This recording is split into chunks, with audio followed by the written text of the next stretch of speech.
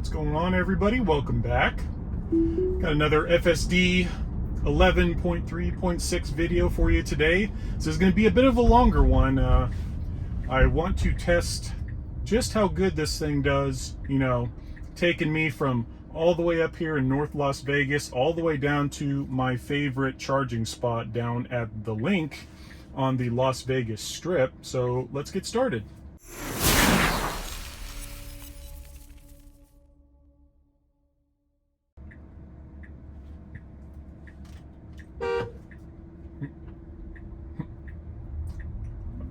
I never know like what's the appropriate time to when you can honk at somebody. I figure we've been sitting there for a while, so I think that was appropriate. What do you think? Was that an appropriate amount of time? Did I give the person that Audi enough time to get over or to actually go? They're probably on their phone, which is a pretty standard thing here in Vegas. All right, first off the bat, got us all the way into the right lane. I love that.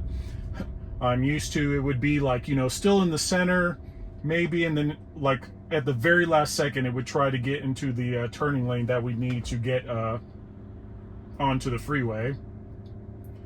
So yeah, already have it taken us to the supercharger, about 33 minutes away. Like I said, this is going to be raw, like unedited footage, not sped up, not nothing, just so you can see absolutely everything that the car does on the way down to the casino. So it's a little bit warmer today. I know the car says 80, it says 81. I know you can't see it, but it's like, I think it's like 87 right now. So it got pretty toasty. Like, if you've never been to Vegas, Vegas has some of the most bipolar weather. It's the only way I describe it. For example, roughly a week ago, it was snowing here in Vegas, and now it's almost 90 degrees. I don't get it, but compared to South Carolina, I love the heat. I love the dry weather, especially since I'm from Arizona originally. This works out perfectly. All right, so finally sped up here. I didn't do that.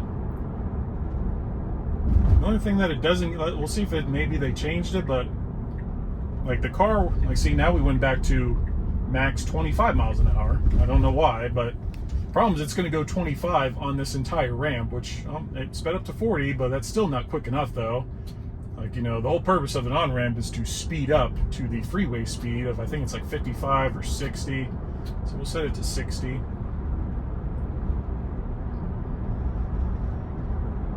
Yep, definitely a huge fan of the FSD on the freeway now. That was a huge, huge improvement overall. You can see the car is like it's favoring the right lane or the right side. It wants to hug it versus the center. That's kind of a new change. Normally it would try to like determine what the center of the lane was and go off of that, but yeah, that's a new change. Yeah, we got a ways to go. Like I say, it's gonna be a bit of a longer video, so strap in tight. There's a Model X P100D. Don't see those anymore. Those are quick. Not plaid quick, but pretty damn close. See, now we're switching lanes into the center, very smooth, and just like overall, like, so compared to Navigate on autopilot, so Navigate on autopilot would turn on the turn signal, wait I think 5 seconds, and then get into the center lane. It was just very clunky. It was very slow. It just, I don't know, I hated it. Don't get me wrong, it's better than anything else that's on the market, but for Tesla, it was brutal. Most of the time I would just, get into the next lane myself. Got a little caffeine, keep me awake. See, the speed limit changes are so odd here. It is different. I tried, because normally what I do in my, when I had 10.69 is I would set the speed to, to 5 over. But for some reason now it only lets me do it by percentage. So when I'm in lower speeds, like, it only goes like maybe a mile or two over the speed limit. But now I think, I don't remember what I have it set to, but now I have it set to, it'll maybe go to like, when I'm at a higher speed, it'll go to like 7 miles an hour over, which that's too much, because that puts you in the realm of you might get a speeding ticket. 5, you're good. I know the unwritten rule is like 7, they might pull you over, but I've never actually confirmed that. So I never know what to talk about on these long roads. This is where I normally talk about the Tesla, like any Tesla news, which, like I said, I'm not sure if that really interests y'all or not. I'll keep talking about it. The Starship launch is set for the 17th of April. Very surprised he didn't try for a 420. That would have been a very Elon fashion. The only thing that really on 420 that's going to apply is apparently people on Twitter, like they call the legacy blue mark checks, like, you know, those date back from before Elon even bought Twitter.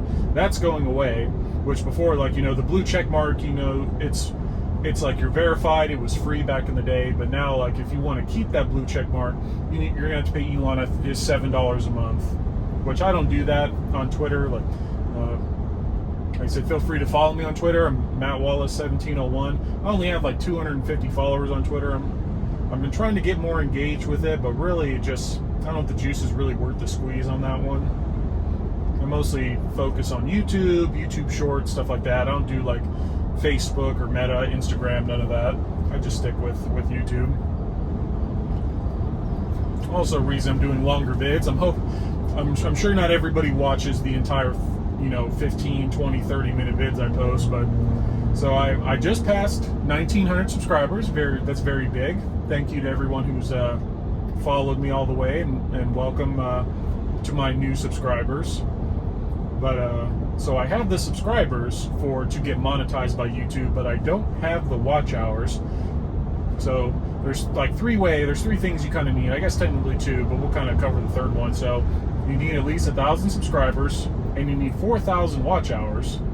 Originally, when I first started YouTube, within a year, I think within like 9 months, I had 4,000 watch hours easily. I think it's because I posted my Model Y delivery day video, and that blew up. That got like, I think like 15,000, 20,000 views. So that put me easily at the 4,000 watch hours. But of course, YouTube reevaluates your watch hours every day. So it only takes your watch hours for the previous 365 days. So of course, you know, a year after that video post, my channel kind of slumped a little bit, which I can see that's why YouTubers, like Tesla YouTubers, go out and buy new Teslas every 3 months, because, you know, after a while the content gets kind of dry. So you'll see like some of them, like there's one who I won't name, but he goes and buys a new Tesla, it seems like every 2 months. Like I always say, changes Teslas more than people change their underwear, but like I said, that's how they keep the content up, just buying new Teslas, like, yeah, every couple months, which to me, that's not monetarily smart. Yeah, see, so like here we are in the left lane, only going 65. Like I don't like that. Like this is the passing lane, I guess. So I'm gonna put it in the right or in the center lane, because that's where we should be. Like there's a Tesla behind me, you can tell, that wants to speed up right behind me, and here it comes. I feel it's rude to be in the very left lane. Yeah, see what I'm talking about? So the speed limit is 65, and with the percentage that I have it at, it's set to 72. So I'll put it back down to 70, which if you haven't done any, like, you know, road trips, anything, I think roughly 70 is the max speed you should go on the freeway. Anything over, like, your battery power is just going to degrade super fast. Like your MPGE is going to just go like in the crapper. So like when I drove from South Carolina to Vegas, I kept it at 69 in the traditional Elon fashion, and I got pretty good mileage along the way. So having 20-inch wheels doesn't help. I really have highly debated like going down to like maybe 19s, or I think Bearded Tesla guy has some like Martian 18-inch ultralight wheels, which I'll have to talk to him to see how he likes those, because ultralight wheels and being only 18 inches, I bet he gets some pretty good watt hours per mile off of those. I don't even know if he has his Model Y anymore. I know he traded it up for a Model X. He's still alive. His wife didn't murder him in the middle of the night. Which, you know, speaking of Model X's, I know, yeah, I talk about the Model X a lot, which I highly considered getting a Model X a few months ago, which actually, when a few months, around December, I'm so glad I didn't. So, backstory, I placed an order for a Model X, like, because I kept hearing in the winds and stuff in regards to lithium prices going up, and I'm like, well, knowing Tesla, they're going to raise their prices from that, and then combined with the chip shortage, because I think the minimum price, like the base price for a Model X back when I placed an order was like 110, and that's back when interest rates were low. So I'm like, okay, I can afford that. And two, that's but the problem is, so I kind of bit myself on that one because the wait time was a year. So I get to, like, I was hoping to get the X before I left South Carolina, because military does not pay taxes on cars in South Carolina. So that would have saved me like $7 or $8 grand. Fast forward, I PCS here to Vegas, with no X, and around December I get the notification like, hey, your X is ready to be, like, it's being built. You got a VIN number.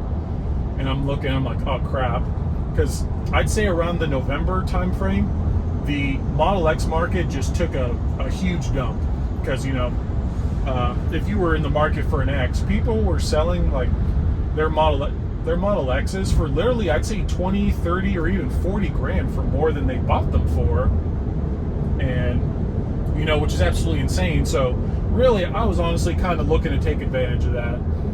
That's the American way. There's nothing about it. So I was hoping, pick up the X, maybe make some content for a few months, and then sell it for, a pretty good penny. But that wasn't the case. Like that. So the whole day of you trying to flip your Tesla, like, those days are over. That's gone. Which I'm actually pretty happy to see that, because people were just taking advantage of people, which people were out there buying them, so it's kind of their own fault. But so we'll go back to December. I think it was like Christmas Eve, they wanted me to pick up this X, and I did a lot of thinking, did a lot of soul searching. I decided, like, I'm not going to do it. Like, I got a good car right here. I love the Y, and the payment on it, especially with the high interest rates right now, just wasn't worth it to me. So I canceled the X. Lost my I think it was only $100 at the time, so I lost my money. Big deal. And then you fast forward to, like, I think it was like the beginning of January, Tesla drops the prices of the Model X like 10 grand. So I think the original base price was 120, and then they dropped it to 110. So by the time, with taxes, depreciation, I would have already been in the hole on this Model X. So, like, I always trust my gut feeling. And now let's fast forward to, just a few weeks ago, Tesla drops the prices again. Like, actually, I don't even know how many price drops. I think we're on like number 6 of the year, like, price changes. The only way I know is because Bearded Tesla Guy keeps me updated on price drops. But so now the base price of a Model X went from $120,000 all the way down to $100,000. So I would have been even more in the hole on this Model X. So once again, super happy I didn't buy it. Don't get me wrong, it's a cool car, but yeah, that would have been kind of brutal. But yeah, now, but the wild thing is, so the base price of a model, long range Model X is $100,000. It's like $99,000, $980, whatever it is. So $100,000. A brand new Model X Plaid is only $110,000 now. Those used to be like, I think, like $140,000 or $150,000. So they dropped the price to $110,000. So the one that I originally bought, or I reserved a Model X long range, white on white, so white exterior, white interior with the 6-seat, and only 20-inch wheels. But the 6 seats alone is like $6,000 or $6,500. I don't have the website in front of me, so I don't know off the top of my head, but I think it's like a $6,000 or $6,500 option. So right now, that puts the price of, a 6-seater Model X up to over $106,000. I would rather pay $3,500 more and get a Plaid that comes standard with a 6-seater, and you get an extra motor. You're going to lose some range. I think it's only like 330 versus the 348, so nothing too wild, but I would rather pay an extra few $1,000s to have, the quickest SUV on the planet for the time being. I don't think anything is taking it over yet. And no, it's the quickest, not the fastest, but yeah, the price numbers they seem a little bit odd. Which, speaking of, prices as well, so Tesla finally dropped the standard range Model Y out of Austin that comes with the 4680s. which before, as of last week, like you weren't even able to reserve that. You had to reserve a long-range Model Y and just, you know, kind of keep your fingers crossed that you got an Austin-built Model Y, or you actually had to go on their inventory page and you would see maybe a 270-something mile Model Y. But that one starts at 50 grand and gets 279 miles, or you can pay 3 grand more, so 53, and get a long range with 330 miles. So I'm very confused on the pricing for that. If it were up to me, like, I would have lowered that price a little bit more, maybe like 46 or 47 to make, probably 46 to make it a little bit more attractive. But the car does get the tax credit though, so if you buy one for 50, you still get the $7,500 tax credit. So that's pretty nice. So that's putting you in the, you know, the low 40s range, or roughly low to mid 40s for a Model Y, which, you know, as a commuter, that's not too bad. And they also, let's see what this car's doing. Don't do it. Oh, dude's, at least he has turn signal, but he's smoking a cigarette and all that. It scares me. But yeah, so Tesla did just lower the Model 3, they call it the rear wheel drive now, it's not called the standard range plus anymore, but they did lower that $1,000 to $42,990, which that one, as of, I think of like maybe today or within the next few days, the tax credit for it is going to get cut in half to $3,750. Reason for that is just because of the battery's made in China, so to get the full $7,500 tax credit, the battery and all that needs to be made here in the States. So if you're looking for, you know, a nice cheap commuter Model 3 for, like, you know, for around 40 grand, that's a pretty good option. It would kind of suck on road trips just because you know, it doesn't go as far, you have to charge a lot longer. But yeah, if you're, like, you know, just looking for something cheap, that's a pretty good way to go.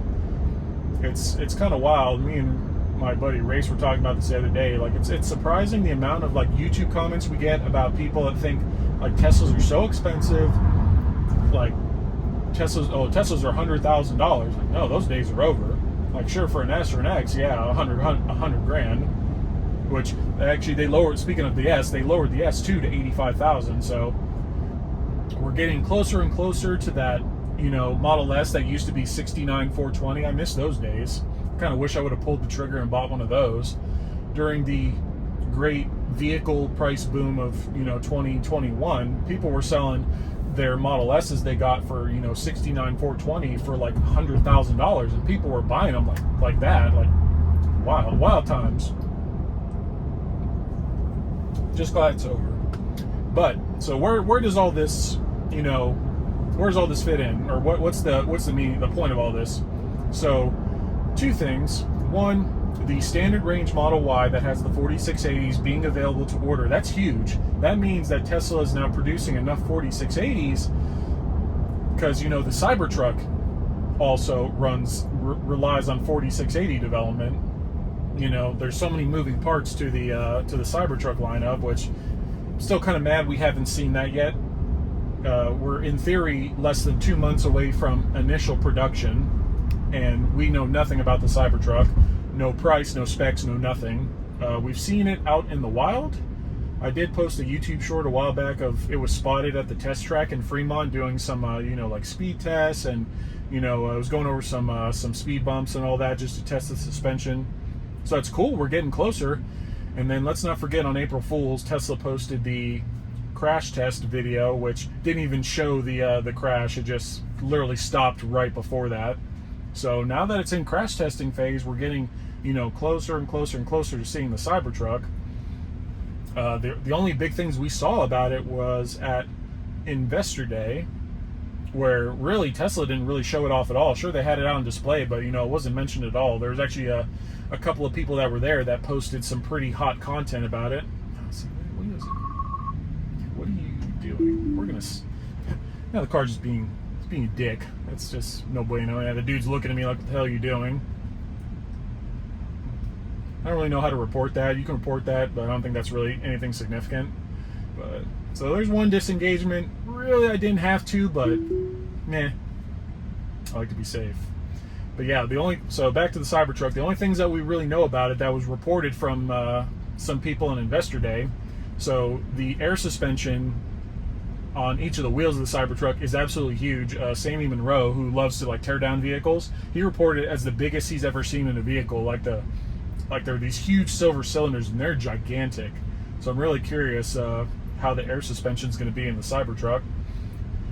There is a rear screen, which actually don't quote me on that. I don't know if we would actually. I think there was a rear screen, and then the yoke is gone. It's now a very new type of steering wheel. I wouldn't even call it a wheel. I guess it is a wheel, but it's more like a hexagon, like a stop sign shaped almost wheel.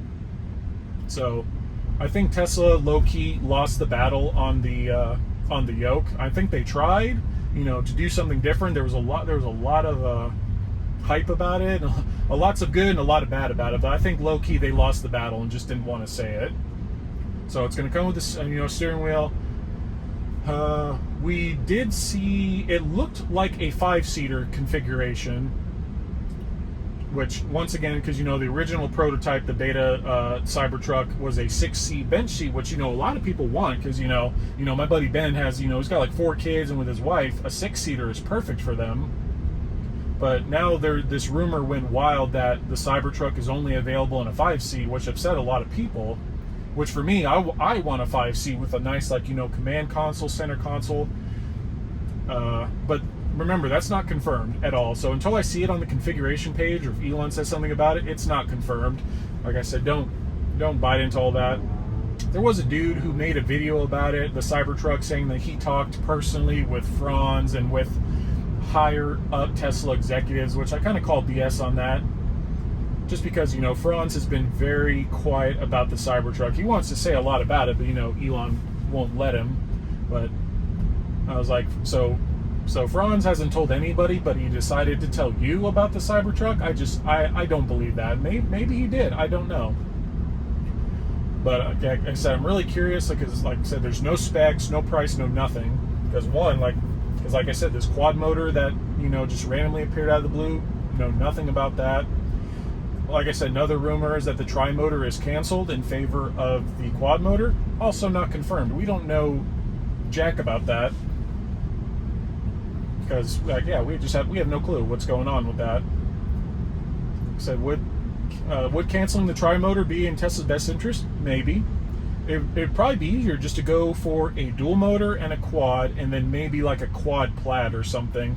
Or if anything, start with the quad, just like Elon said a while back during one of those phone calls.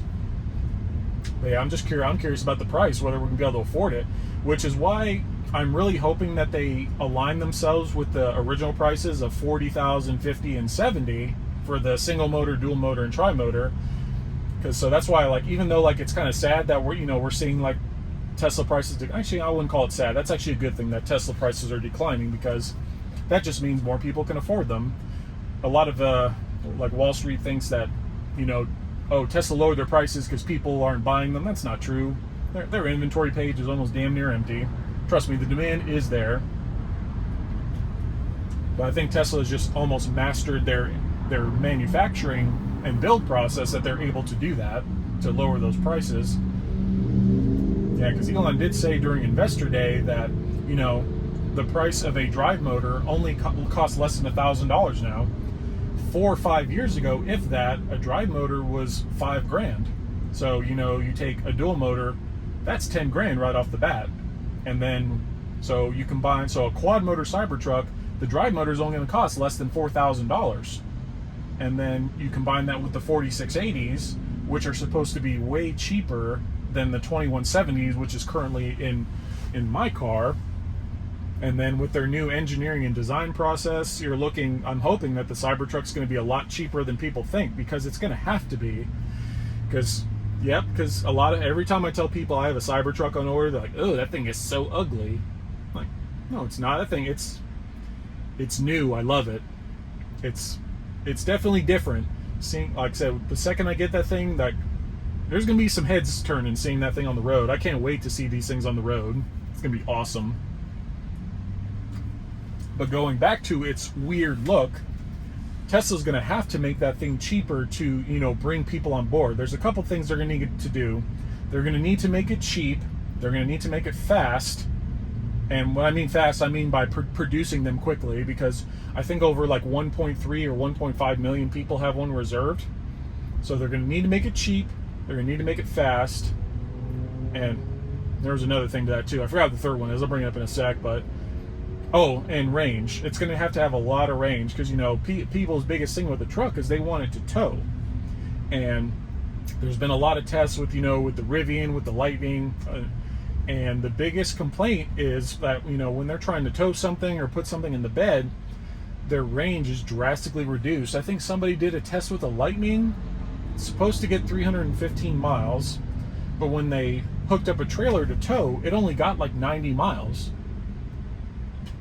And with a truck that, you know, has no dedicated charging network, you're not going anywhere with that, unless you're like a rancher that, you know, stays on the ranch or the farm or whatever. That's about it. Of course, with Tesla having their supercharging network, that'll be great. You know, you'd be able to tow a lot more. But like I said, people are, I'm thinking I want 500 at the minimum if I want to tow. Really, 6 would be great, because if you cut that in half, you're still getting 300 miles, which that puts it around par with, you know, your standard 35, like, you know, Dodge or Ram or Chevy 3500, around maybe 250 to 300 miles. But of course, it'll be a lot cheaper, because, you know, electricity is cheap compared to gas right now. I'm curious what gas is in the rest of the states. Gas here in Old Vegas for just topped, I think it's like $4.29, which, you know, it's pretty pricey. One of the questions I always get asked is like, oh, how much does it cost to charge this thing? I tell people $5, and people, like, you know, their eyes go wide. I'm like, well, how many miles do you get? It's like 330, you know, a full tank for me, because, you know, here with Las Vegas, North Vegas Energy, whatever they're called, but I'm on this special plan where if I charge my car only from like 10 p.m. to like 6 a.m., they only charge me like 7 cents a kilowatt.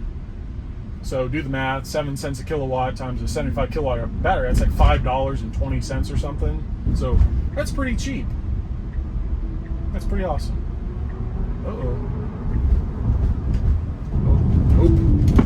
Oh, I just hit some.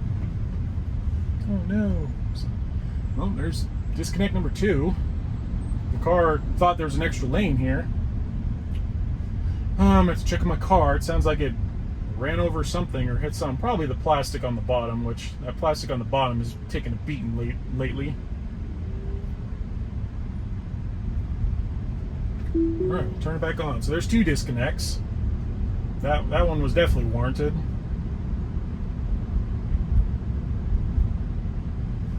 Make sure I don't hear any scraping, like I'd be able to hear anyway. But yep, definitely sounds like the plastic on the bottom, or worst case, the bumper.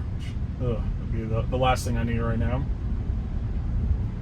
I can't remember what I was talking about. Yep. Oh yeah. Yep. Cybertruck. All things Cybertruck. The last part of this drive, but we are getting to the good part of the drive. I know. I'm sorry if that was boring. Like I said, I'm just trying to get watch hours. So I feel I would rather talk and discuss things that are relevant versus just sit here and not say anything. Yep, we're getting to the good part. It's making this roundabout pretty smooth. I don't see any changes with this. The real thing will be once we get to the left turn to the link to see how that does. Lots of traffic here in Vegas as usual, which is surprising. It's only Tuesday, but what else is new? So the car eventually needs to get in the all the way left lane if we're going to make this turn up here in 0.6 miles. But we'll let it go and we'll see what it does. I'm very curious.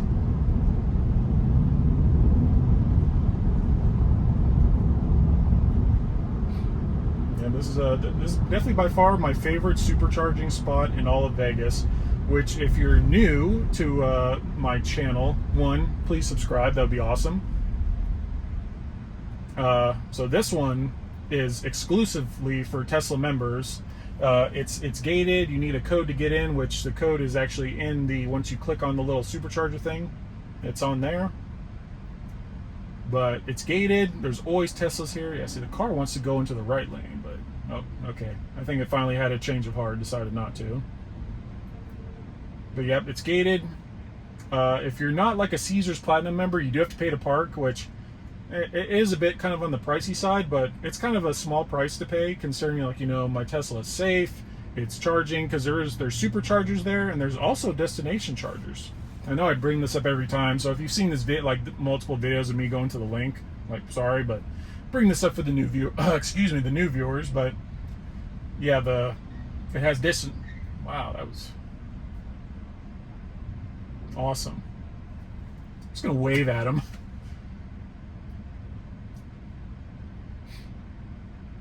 Yeah, people here are aggressive drivers, if you haven't noticed.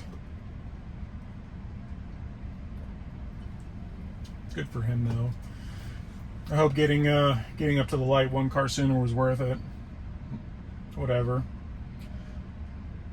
Was that something that's something I fail to realize when I get in this car, that I'm being driven.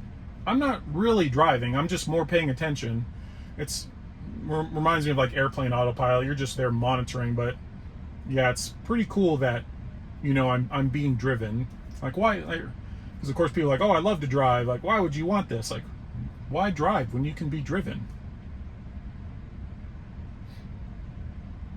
Yeah, but FSD has definitely come a long way.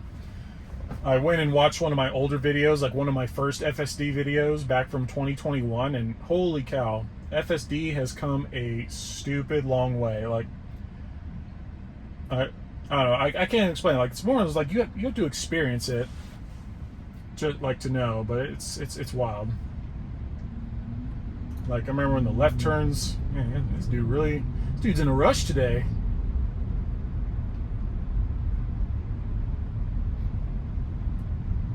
He's trying to get to, but you see, we're still in the very left lane, or the right lane. I want to, like, it needs to go over there. Oh, ask and I shall receive. The question is, how will it let me get over there? Oh, it canceled it. Oh shit. Okay, so this is no bueno. So I canceled it because the light turned red and the car was still in the middle of the road, and we don't want that. So that's 3 disconnects. Let's see if this person lets me. Yay, they let me over. Which, that's a cool feature. I didn't know about that till recently. So say that you're, you know, but say that you're, you know, not using autopilot, just driving all willy-nilly.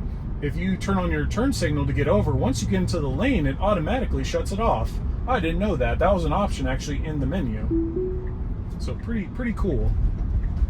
Man, Tesla, what are you doing? Oh my goodness. Oops, I disconnected it.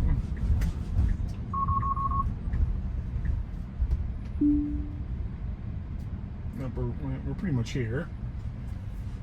But yeah, the car, it looks like they haven't quite fixed that yet, but yeah, there's 2 left turn lanes, and we need to be in the very right one, because this left one is a left turn up here only. So we need to be in this one. So it still hasn't quite figured that out yet. I should have reported it, but same thing, like you can send a 10-second voice memo. I just never, I always forget about it, just because it's a new feature. But yep, supercharger's just right up here. So for those of you that, you know, if you're coming to Vegas with your Tesla and you want to charge it here, so there's our supercharger right up there. There's 7 spots available. You click on it, and there's the code, special code. You just enter that code in, and then it gives you the ticket.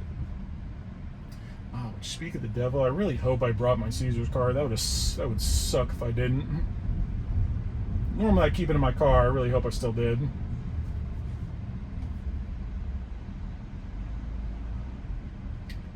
It's popping here today. It's always difficult to get into this supercharger because there's so many cars. There's always people waiting, and there's always people walking.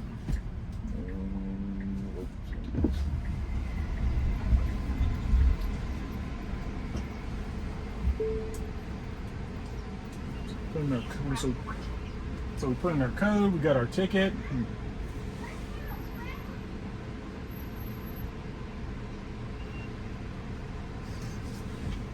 yeah, we made it to the supercharger. So yep, that's all I got for you today. I hope you really enjoyed the video. Like I said, it was a long one, but if you enjoyed it, hit that thumbs up.